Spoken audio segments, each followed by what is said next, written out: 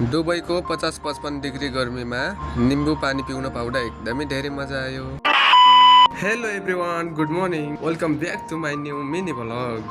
आज चाहिँ ड्युटीको of day, छुट्टीको दिन भएर म चाहिँ आज दिनभरि सुते। छुट्टीको दिन मेरो चाहिँ दिनभरि सुतेरै दिन बित्छ। तपाईहरु के गर्नुहुन्छ छुट्टीको दिन? कमेन्ट गर्नुस् है त। मेरो रुम पार्टनरहरु कता छ भनेर खोज्दै थिए, तर दाइहरु चाहिँ निस्किसक्नु भएछ घुम्नको लागि।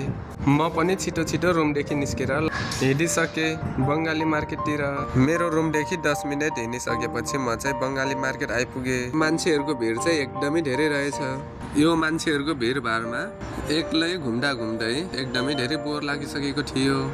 घुम्दा घुम्दै मैले चाहिँ मेरो रुम पार्टनर दाइहरु पनि भेटाइसके। मान्छेहरुको भिडमा एकदमै धेरै गर्मी भयो। सबैजना साथमा भएर इन्जोय गर्दै निम्बु पानी पिउँदै छौं। दुबईको 50-55 डिग्री गर्मीमा निम्बु पानी पिउन पाउँदा एकदमै धेरै मजा आयो। अब चाहिँ हामी रुम फर्किनु पर्ने हुन्छ, किनकि रात पनि परिसक्यो।